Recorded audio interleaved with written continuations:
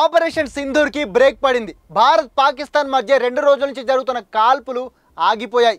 ఈ విషయాన్ని భారత విదేశాంగ శాఖ కార్యదర్శి విక్రమ్ మిస్త్రీ అధికారికంగా ప్రకటించారు.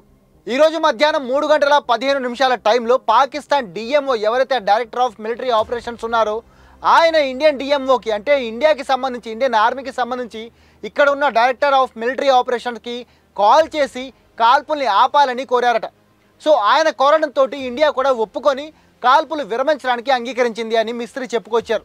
అలాగే ఈ కాల్పుల విరమణ ఒప్పందం అనేది ఈ రోజు సాయంత్రం 5 గంటల నుంచి అమల్లోకి వచ్చినట్లు ఆయన చెప్పారు. ఇక సోమవారం సాయంత్రం 5 గంటలకి మళ్ళీ 2 దేశాల డిఎంఓలు మీటింగ్ అవుతారు.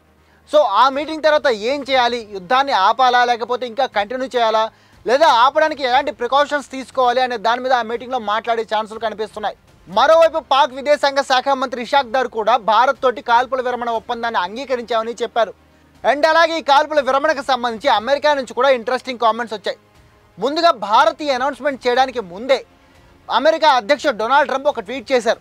భారత్ అండ్ పాకిస్తాన్తో ఇన్ని రోజుల నుంచి మేము చేస్తున్న మధ్యవర్తిత్వం ఫలించింది అండ్ 2 దేశాలు కూడా కాల్పులని విరమించడానికి ఒప్పుకున్నాయి అని ట్వీట్ చేశారు.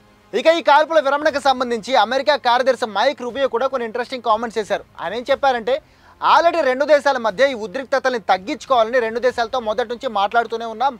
అండ్ దానికి సంబంధించి భారత విదేశాంగ శాఖ మంత్రి జైశంకర్ అండ్ అలాగే నేషనల్ సెక్యూరిటీ అడ్వైజర్ ఇండియాకి అజిత్ దోవల్ వీళ్లతో పాటు అటు పాకిస్తాన్లో కూడా army chief general Asif Munir and అలాగే వాళ్ళ ఎన్ఎస్ఏ మాలిక్తో కూడా మాట్లాడామని అండ్ వీళ్ళందరితో మాట్లాడిన తర్వాత 2 దేశాల మధ్య ఒక ఒప్పందానికి తీసుకొచ్చి అండ్ ఈ కాల్పుల విరమణకి చేసేలా మేము ప్రోత్సహించామని ఆయన చెప్పుకొచ్చారు.